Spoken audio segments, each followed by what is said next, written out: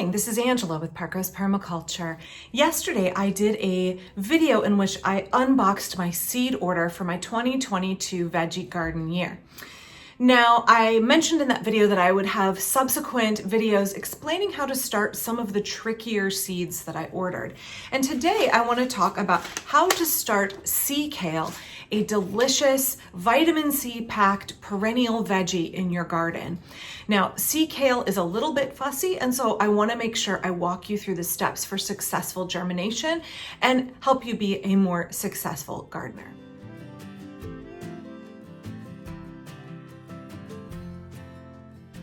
So sea kale is a perennial vegetable. If you watch many of my videos, you know that I'm really big on growing perennial veg. And that's because they are planted and generally forget it for many years. And because most perennial veggies are things that you have to grow in the home garden in order to be able to enjoy them on your dinner table. Now, there are exceptions. Things like asparagus are commonly grown, well-known perennial veggies that all of us can get at the grocery store. But there are just so many other veggies that we can enjoy to diversify our palate, diversify our diets, and have a broader, more enjoyable eating experience. So for me, sea kale is one of those perennial veggies on my list. Now, many people grow sea kale as an ornamental because it is a gorgeous plant in any kind of garden. It looks really good in a traditional cottage garden, in a formal border, or in your permaculture food forest. Sea kale, Crambe maritima, is native to the British Isles and to parts of coastal Europe. It has these gorgeous kind of grayish green, ruffly leaves that resemble the annual kales that we all enjoy. But these leaves are thicker and have kind of a waxy coating on them, which is how you know they are salt and wind resistant. Any kind of plant that has a really nice thick cuticle on it is going to protect it from water loss, be it from heat or wind or a salty environment. Now, sea kale is a plant that does really well in zones 4 through 8. I'm in 8B, and for me, I need to make sure that I grow it in an area of my garden where it does not have intense afternoon sun. So it is, as I said, really drought tolerant, and it is wind resistant, but it is not heat tolerant. Think about where it's growing in a coastal climate in Europe. If it's really hot and sunny where you are, this plant is going to struggle. You need to give it afternoon shade.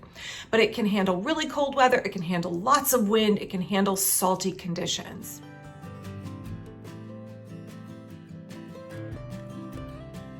So sea kale not only has these beautiful ruffly grayish leaves that add so much visual interest in a border, and it forms a nice big round low growing clump, maybe 18 inches high. So it looks really good at the front of a border to balance out flowers or to balance out more of an upright grass in your plantings.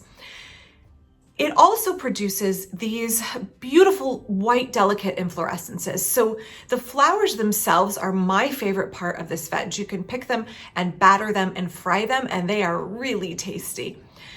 The leaves, when they're fully mature, they're kind of bitter and kind of tough, which you might expect due to their growing conditions and where they tend to be found in the wild. But the young shoots can actually be blanched, much like if you've blanched, like endive or asparagus.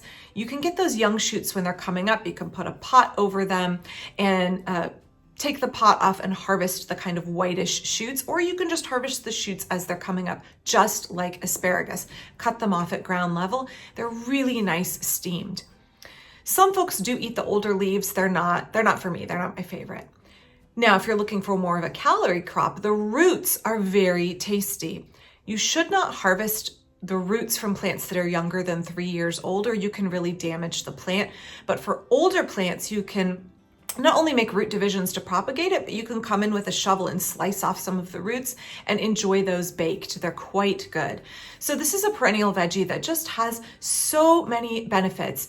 It is something that's beautiful as a landscape plant. The flowers are edible. The young shoots are edible early in spring when not much else is coming up and have a light, lovely flavor. And the roots are edible as a nice either winter crop, autumn crop, kind of any time of year for a more mature plant. So why would you not grow sea kale if you live in zones 4 through 8B, or if you live in zone 9, you're gonna need to give it afternoon shade. Why would you not consider growing this? I think it's a great, great veg. Well, the reason a lot of people don't grow it, especially here in the United States, is it's hard to find. It's not that common of a veggie. I think that more and more folks are selling seeds of it, but the seeds themselves can be fussy to start. So I wanna talk you through today planting the seeds.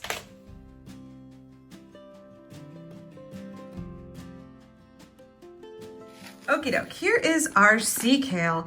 And oh, by the way, little teaser, I'll be talking about starting these perennial veg over my next few videos. So tune back in to learn how to start these unusual veggies. Okay, so my sea kale here.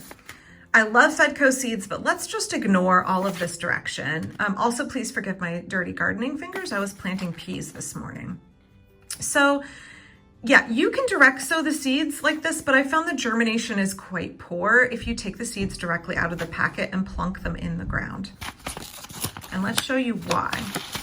So if you're familiar with annual kales, you might be expecting these small, dark, little round seeds, but you may be surprised to find out that is not what sea kale seeds look like. So here's our sea kale seeds. And this is actually not the seed itself. What we have here is a hard seed coating around the seed. And if you were to plant these as is, it's difficult for these to absorb sufficient water to stimulate germination, and then it's hard for the seed to break out of them. These are a nice protective coating when they grow in the wild along salty beaches, but if we want to have a high rate of germination in our garden, we need to help these little seeds along. So let me show you my technique here. So start with just one, because it takes a little bit of practice to get it right. Now you can either use a cup or a plate or a couple blocks of wood here. And what you want to do is, let me tip this down a little bit. You want to just gently crush. Don't use too much force or you'll damage the seed. Gently crush the seed coat, and inside of it, dun, dun, dun, there's our seed. You can see it's larger than your typical annual kale seed. One seed in each seed coat. Now, I've found when I've grown these myself in the past, and I have crushed the seed coats, probably about 20% of them are just empty because they were insufficiently pollinated. But that is our seed, and this is what we are going to be planting. Again, it takes a little bit of finesse. I like to put my piece of wood down and just kind of rock it a little bit, just enough to crack open this hard coat without damaging the seed itself. So let me show you a couple more here.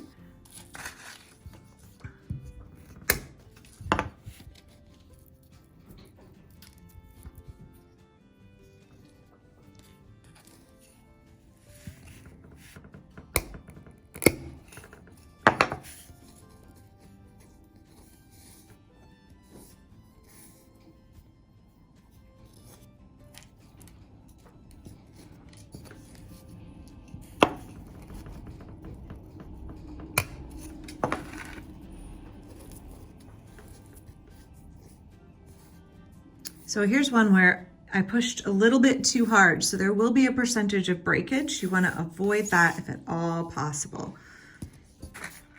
So I find a rocking motion and not too much pressure is best. It's best to kind of work your way up so you get that seed coat open and you don't destroy your seeds.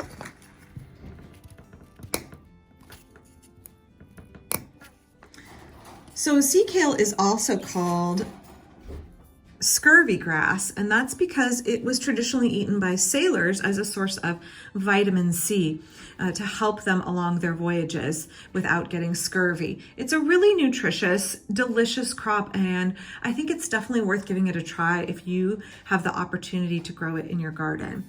So I've got my little pots filled with compost here, and I'm just going to push the seeds in about 1 knuckle. I don't bother pre-soaking them. I make sure that my compost is nice and moist and stays that way.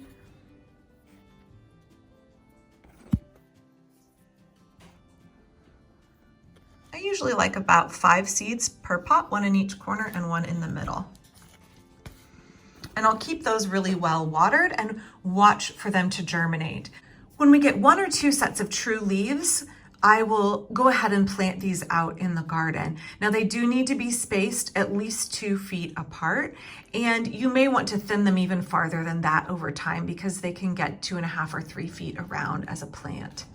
All right, thank you for watching today. I hope that you feel empowered to grow your own sea kale from seed, knowing that if you follow these steps, you will have a higher rate of germination and you will be able to put out those young plants of sea kale in your garden and enjoy them for many, many years to come. And know that you're growing a delicious, nutritious perennial veggie that is pretty special and hard to find, and something you can enjoy from the fruits of your labors from your garden straight to your dinner table. If you enjoyed this video, as always, you can check out my Patreon down in the description or throw a couple of bucks at my PayPal. Those are great ways to support the work here. Thank you.